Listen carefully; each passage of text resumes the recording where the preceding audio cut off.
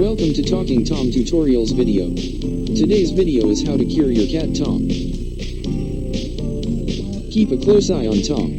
If he shows symptoms such as fever, dengue, or diarrhea, he will need medication. If you don't have any, call a doctor immediately. First symptom, fever.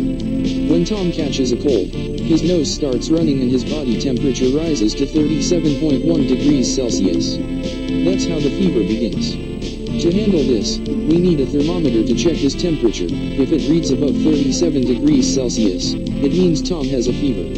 We need some toilet paper to wipe his runny nose, and then we have to give him Dipyrone, which is a very bitter medicine. After that, Tom will be fine and good as new. Next, diarrhea. Tom probably isn't pooping very well, so we need to see what he ate. On the x-ray, we can see here that he ate, which is bad for him, so we'll have to remove it. So we'll have to remove it. So we'll have to remove it. So we'll have to...